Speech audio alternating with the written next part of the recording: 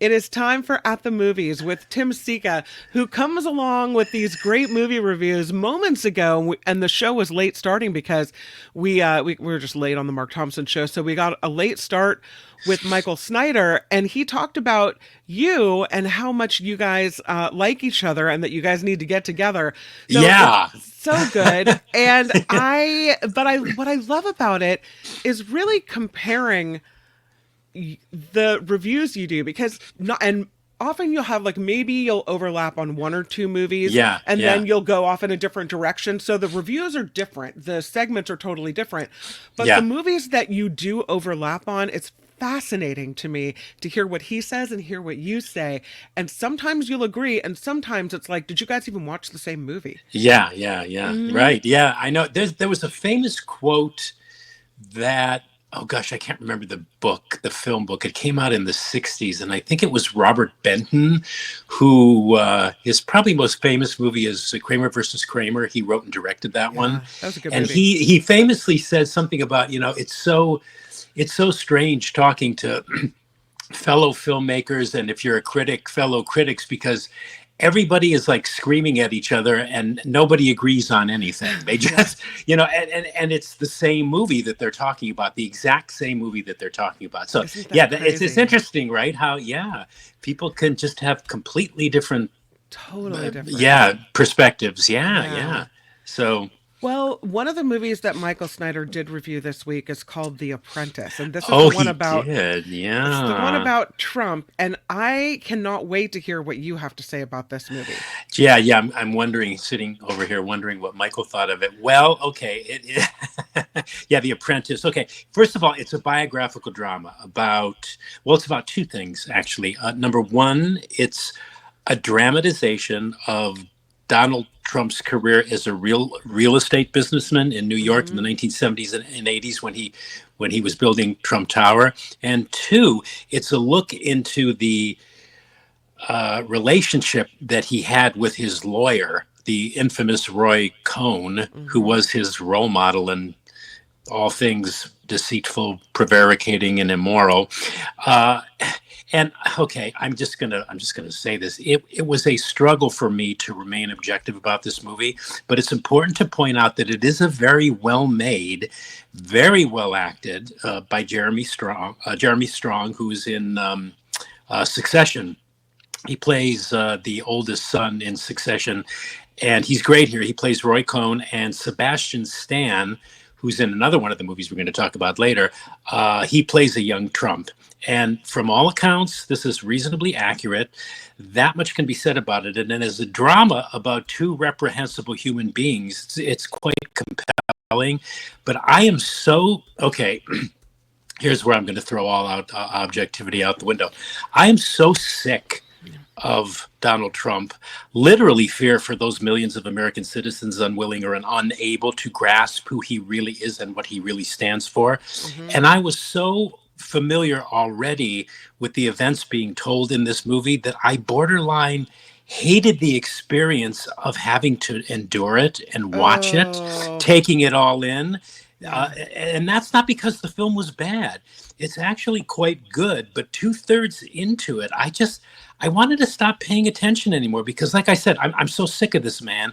I find Roy Cohn in many ways worse than his apprentice. That hence the title of the film. The TV show is never spoken of because that came way later, but the movie cleverly is called The Apprentice because it's really about the apprentice of Roy Cohn. Hmm. Anyway, but what am I saying here? The energy I was expending on both of these human aberrations was making me angry at myself. I mean, there's absolutely no rooting interest in any of these characters Yeah. depicted here, and you just want them gone, especially when you know what's coming, right? One interesting aspect, though, of the film, I found this really interesting, was the way in which it implied, almost overtly, just exactly why Cohn decided to help Trump so much in the first place and agreed to represent him. And that implication was that Cohn was gay. He was closeted, and he eventually died from AIDS. The film implies that Cohn kind of fancied Trump and may have been a little bit in love with him. Hmm. Cohn kept referring to Trump as, good looking, and he would physically touch him in ways that would be interpreted as suspect. So that was interesting. And like I said, the film is quite good, but watching it just made me furious all over again that this con artist, this sociopathic narcissist, actually occupied the White House for 4 years, committing treason at nearly every stage. I don't want to go there. I don't like to talk politics. I will never understand it. But No. having said that, Yeah. while you and I may go, we don't need to see more of this for a mental sanity and Yeah. mental health, maybe to immerse ourselves in the ugliness of all that is Trump Yeah. isn't good for us. But for people that don't get it. Yeah, I think I know what you're saying. Right? Like for people that are like, oh no, Trump's going to be fine. It's not going to be a big deal. America will be fine afterward. No, maybe this, for some people, need to watch this movie. Good. That is a very, very good point, Kim. And what's interesting too is in the beginning, I'm thinking, boy, they're portraying Trump too fairly in this movie. And that was kind of annoying too, but they did it deliberately because I think they want you to kind of sort of empathize with like where he came from, the way his father treated him, blah, blah, blah. But the character as written in the screenplay gradually emerges when the film's over as a really low-life, lying, narcissistic scumbag, which is most likely why his lawyers have been fighting over the film being released. They failed. Oh, yeah. I mean, the film opens today, but and again, I have no objectivity about it. Personally, I intensely disliked having to watch it. I honestly don't know what the point of it is. You may have nailed what the point of it is. I suppose if any of us out there wanted to be reminded of Cohn's rules for winning, because he believed that winning was all there was to life. Winning was everything. And no matter what, it was about winning at all costs. And I think what was his 3 rules for winning was attack, attack, attack, and then to never admit anything, deny everything, and claim victory even if you've lost. Never admit defeat. Exploit your enemies and instill fear because nothing matters except winning.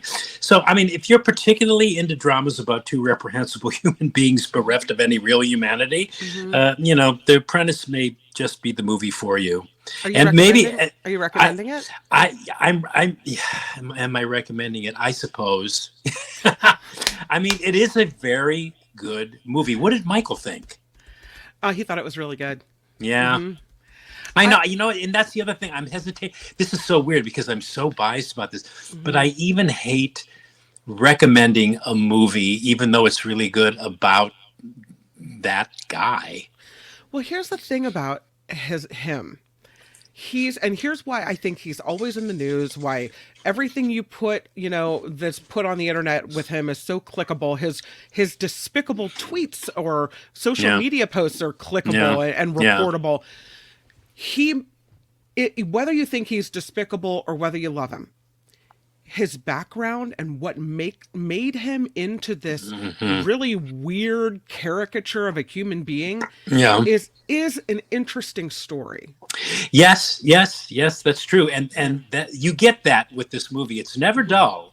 But again, I like I say, I have no objectivity about it. But do I recommend it as a well-made, really well-acted, well-directed movie? Absolutely. Yeah. It's just.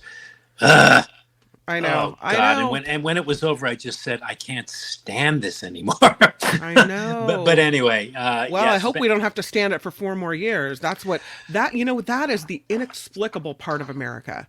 Is how we could have this. And maybe that's what great that it came out right now then. Good. I think it is good. It is the ballots are in the mail. Watch this movie before you click the box, right? Right. It is very good that it came out now. But what's interesting, Kim? I've been watching. I'm not just saying this because we're talking about Trump, but I've been watching documentaries on Hitler lately.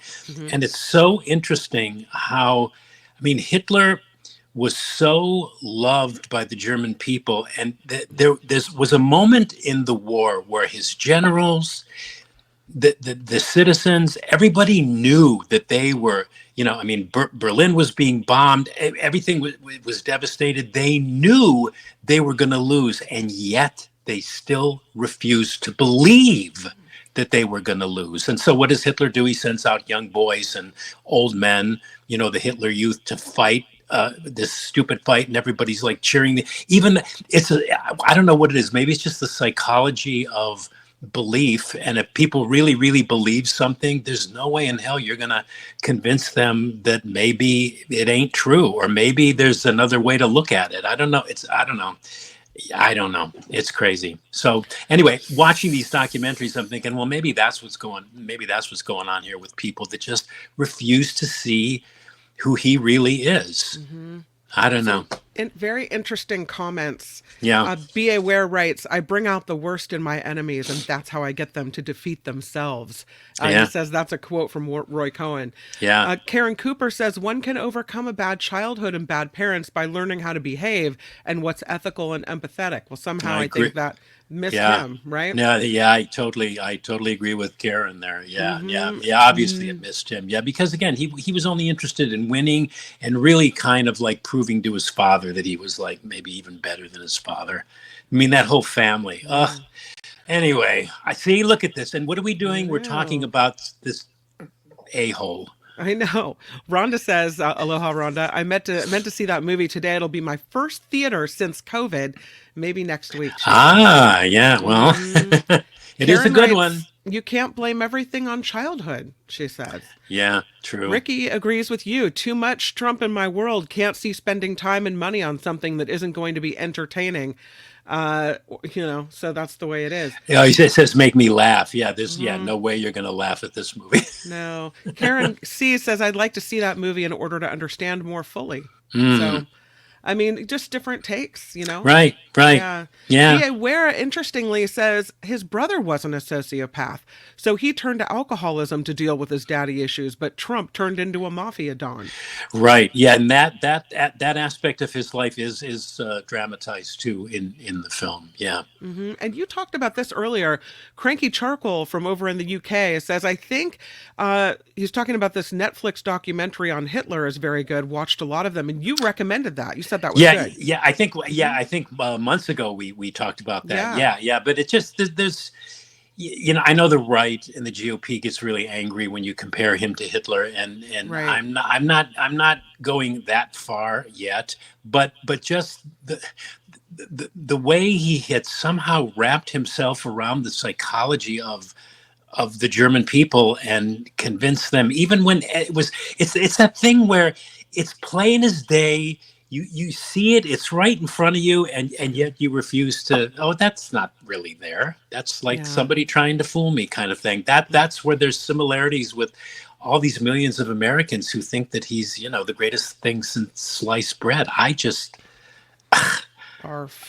Yeah, I know. Mm-hmm. Yeah, barf. Let's move on. Let's move talk on. about this one, Mad About the Boy, a Noel Coward story. Yeah, this is a documentary about the English playwright, composer, director, actor, and singer, Noel Coward, known for, his wit, his flamboyance, his sophistication, and what Time magazine called a sense of personal style, a combination of cheek and chic, pose and poise. So I have to tell you something.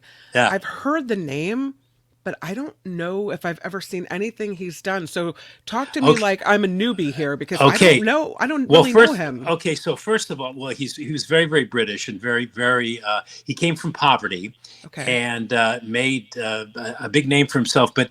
If you don't know anything, before I talk a little more about the movie, if you don't know anything about Noel Coward, just go on YouTube and type in Noel Coward and see what comes up. And that will give you a better idea of who he was and what I'm about to say. Mostly he was funny. He was this British, he gives the impression that he was upper class, but he actually wasn't. He had a lot of masks that he wore in his life. But the thing about Coward was that he was hilarious in that upper crust British kind of way. When he was given a Tony for a life achievement, a Tony Award for achievement in the theater, and I remember this because I watched it as a kid, and I never forgot it. And I was so glad that they included this clip in this documentary. When he was given a Tony for life achievement, I think it was like in 1970 or thereabouts, and he came on stage to accept the award. There was all this applause, and then the applause suddenly died down. And then he looks out in the crowd and he paused. He paused for just a moment and he says to the audience, "This is my first award, so please be kind." In other words, keep applauding.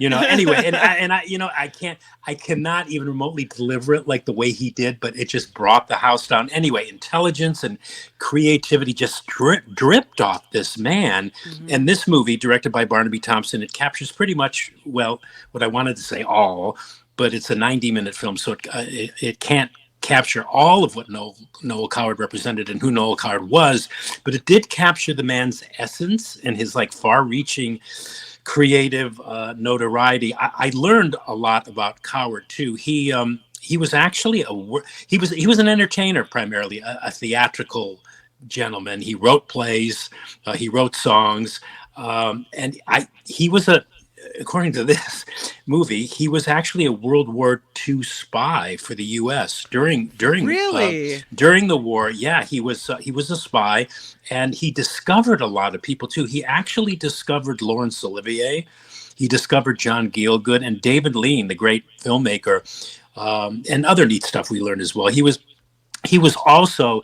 It's funny, Kim. You said you really didn't know anything about him. He was also a forerunner in the art of what today they call branding, which seems like everybody these days, it's like a thing you have to do on social media. Branding is everything. And he was the consummate influencer in his own way in the 20s and 30s. But anyway, so if you already love Noel Coward, you'll love this movie. If you've never heard of Noel Coward, I think you'll find this movie a delightful discovery, and in retrospect, just as entertaining and witty and humorous as the man was himself. And you'll want to know more. You'll want to dig deeper into the plays and the songs. He wrote some of the plays he wrote. I don't know if you're familiar with any of them.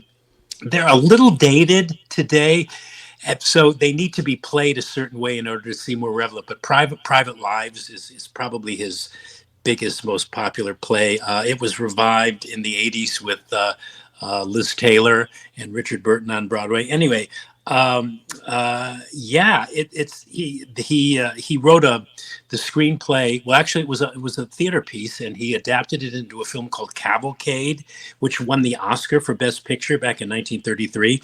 And I think for people that don't know about Coward, watching this is probably going to come as a revelation for them, especially in this 21st century, that there was a man in the century last whose artistic proliferation as a singer and a songwriter and a composer and a lyricist and an actor, a humorist, a playwright, a director, a screenwriter, and a poet. There's probably more creative hats he wore than I could even think of, but the man's artistic output and commercial success by any human standard remains unequaled and astounding to this very day. So an incredible life, an incredible personality, and an incredible career is excellently and very entertainingly all captured in this movie, Mad About the Boy, the Noel Coward story. Wow. It's in select theaters, and I don't know if I answered your question, but yeah. I mean, I agree. So it's in theaters, but not yet streaming? Yes, it's on VOD as well. Yeah. Okay. And the streaming VOD, video on demand. I say video on demand when I'm completely not sure of how many of the streaming services it's being carried by, because that stuff changes all the time. Yeah. I'll get a notice from a publicist like before I go on talking with you that will totally contradict what I was told the day before. Oh. So that's the movie biz these days. Yeah, it just keeps changing. Very cool. Okay, so let's look at this one. It's called A Different Man. Yeah, have you heard about that? Have you seen the trailer for this? I haven't seen the trailer. It's a very unusual movie. And It deserves points and props for what it attempts. It's, I guess, a kind of a black comedy. It's about the struggling actor with neurofibromatosis. I think that it's called. It's a condition that pretty much disfigures your face. So you basically look like John Merrick, the Elephant Man, with Mm-hmm. this disease. And so yeah, he's got this condition, this actor, and this causes him some not too surprising personal anguish, of course. And so he makes the decision to submit himself to some medical surgery, and he undergoes a special treatment that cures him of this neurofibromatosis. But then there are, of course, some personal and professional ramifications and existential setbacks that come about from that decision. This is the second film this week to star Sebastian Stan, who played a young Trump in The Apprentice. He plays the actor in this, and he's great as always. And the movie explores in a very oddly rhythmic manner, this character's plight after he decides to look like everybody else in order to fit in. Okay, so thematically, it covers familiar ground. It's like Beauty and the Beast stuff, beauty is in the eye of the Sure. beholder, all that. And presumably to avoid the cliche, does cover all of this familiar ground in this weird and noticeably wacky style, or rather, wacky mixture of styles. And the problem I had with the film, and it's getting really good reviews, but it kind of left me. The problem I had with it was that its combination of styles, comic and otherwise, it screams at the viewer, right? And screams, I want to be different and quirky, but different and quirky for the sake of being different and quirky. At least that's how it played to me. So the movie became strange for the sake of being strange, gimmicky, and gimmicky is okay, but not if the gimmick keeps taking you out of the story being told. And A Right. Different Man is a story. The other problem with it, it's not a problem because really there's everything old is new again, and there's nothing new under the sun. But a Different Man is a story whose themes have been covered multiple of number of times in other movies. And I saw what they were trying to do here to present these themes in an unusual way, but style gets in the way of substance and emotional investiture. And so to me, watching this movie came across as it's like I was watching a mediocre off-Broadway show. Oh, And yeah, unfortunately, its potential is obscured by its over-reliance upon stylistic weirdness. And as a result, it fails. How can I say what's wrong? The movie fails to stick the landing. It's not a mm, bad movie. It's just when you add everything up, curiously refuses to just pass muster. When it's over, you just want to shrug your shoulders and say, huh? What? And that's what it did. Left me going, okay, all right. not So, recommended. so as far as A Different Man goes, if folks listening have a choice, I recommend that they check out A Different Movie. That's my Oh. joke. Anyway, yeah. Oh. I mean, if you're, if you like sort of risky, kind of experimental black comedies, you may want to check it out. And I always tell people, maybe listen to what I say, but I read some critics whose opinions I usually don't like, but they always say things in a way, or they'll bring out elements in the story that I'm going, that sounds interesting enough for me to check out, regardless of, whether this particular critic disliked it or not. Mhm. So, I encourage people, listen to what I say, but if what I say sounds interesting enough for you to check it out, even though I personally maybe didn't like the movie, check Sure. it out anyway. Yeah. So, A Different Man. Okay. Let's do a quick recap. And I have to admit that, well, I'll get to it. I'll tell you oh, okay, okay. my mistake. The first movie you had for us is The Apprentice. And you say it was a good movie, but you just can't stomach any more Trump. You Yeah. said well, and I'll say we can't be objective on this, but with reluctance, you Yes. recommend it. Yes. Yes. Uh-huh. Yes. Mad About the Boy. This is my admission. I didn't take notes during this movie or during your review of this movie, because I was so interested in learning more about him. So suffice to say, you loved it. You recommend it. Mad About the Yes. Boy, a Yeah. Noel Coward story. As for A Different Man, you said there's a mixing of styles that's way too obvious, gimmicky in a way that takes you out of the story, and that Mhm. style gets in the way of substance here. You said it's like watching a mediocre off Broadway play, and you do not recommend A Different Man. Yes, and I'm Mm-hmm. I'm I'm not among the critical consensus on this one. My Oh, colleagues really? seem to love this one. I don't know if I can't Oh, remember if Michael reviewed it or not. he did. I think he He, liked it. Hmm. yeah, yeah, yeah. See, there Yeah. you go. See, Yeah. that's what's interesting is like Hey, two but different perspectives. well, look, Kim. Everybody can't be right, right? So I'll just cop to being right all the time, and then we can just leave it go at that. A I'm joking. I'm text, joking. I'm joking. a request from Cranky Charcoal in the UK. If possible, he writes, would it be possible if Tim could give us a suggestion of a great older movie to watch each week? Maybe something that isn't that mainstream. Oh, I can do that, boy. Yeah, and I Hmm. can do a lot of that off the top of my head. Oh, yeah. I mean, those are those movies. The ones I grew up on, the classics. I mean, I'm not Hmm. that old, but watching TV, the movies from the 30s, the 40s, the 50s, the 60s. I Yeah. loved the movies from the 60s to the 70s. Was like an amazing decade for creative filmmakers. Oh yeah, we could do that. We could. Well, maybe we Yeah. could. Well, let's start that next week. Oh, and somebody I remember last week had asked you to ask me if I had seen the Penguin. Oh, That that's right. I'm glad you remembered that. yeah, So and thank you, Cranky Charcoal, for that, by the way. yeah, Thank you. yes, and I oh Yeah. yeah, thanks, Cranky Charcoal. Cranky Charcoal, is that Yeah. right? Okay, all right, all right. Yeah, boy, that's a good tag It name. is. Yeah, yeah, but yeah, I did. I think the third episode is just about to air. Yeah, and it's very good. Colin Farrell, the Irish actor, plays the Penguin, and he is there is no way in hell you would ever know that it was him because the makeup on him is so brilliant that you're wondering like, well, who's this actor? This kind of heavyset actor that I've never seen before. Oh. And it's really what it is. It's kind of like a mafia drama. So it gets not a little, it gets a lot violent. And, I don't know, mafia movies always make me nervous when one of the shows I'm watching too, now I just discovered it because I was interviewing an actor today who was in it, but it's called Hunters and it's on Amazon Prime. And it's it's about a bunch of Jewish Holocaust survivors who are living in the United States who are hunting Nazi criminals that have escaped to this country, but that are under, false disguises, and their goal is to like seek them out and kill them. So it's really good, but it's very like mafia movies, like The Penguin.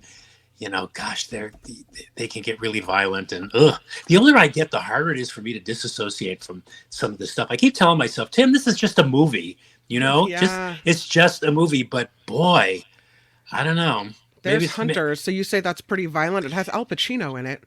Al Pacino. It's his Hmm. first television series. He Oh, finally gave in wow. to do it. Yeah, and he plays an elderly Jewish man he's the head of this organization. I'm only into the second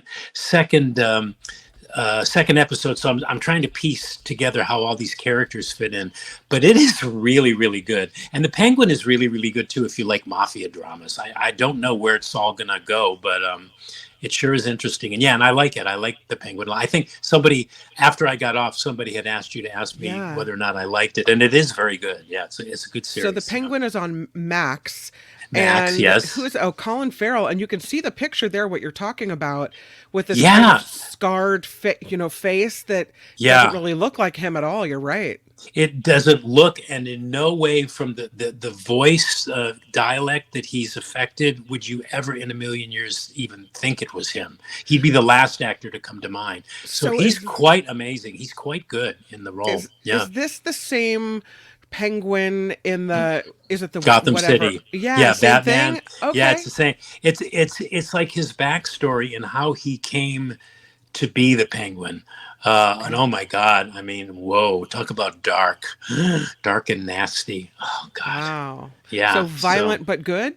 violent but good. Yeah, yeah, Interesting. All right. And yeah. that's on Max and it started September 19th. And I guess that's a series that's streaming along with The Hunters or Yeah, Huntress. The Hunters is all on. I think all the seasons are on. The Penguin is I think the third episode. It's either just aired or it will air this weekend. So it's a good way to not have to binge something and to Yeah. stay current on it. Yeah, it's good. It's Good. really good. Yeah. Well, we got two extra reviews out of you for streaming series, which I love, and a request for an old movie tip of the week, which will start next week. But Okay. already, Yeah. Karen Cooper is saying, "What about The Godfather from 1973?" I think that's Oh, what she's hoping. Mm, that's a masterpiece. That's mm-hmm. just one of the great.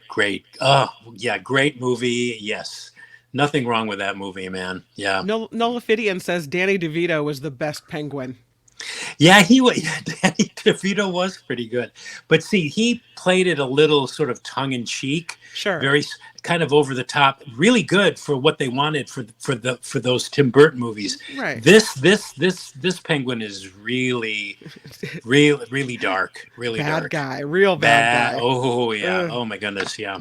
wow. So yeah. Well, Tim Sika, what a treat. Thank you for being here. I hope you have a great weekend, and thank you for leaving us as we start our weekends with some great movies and some great reviews from you at the movies with Tim Sika. Thank you, Tim. Thanks, Kim.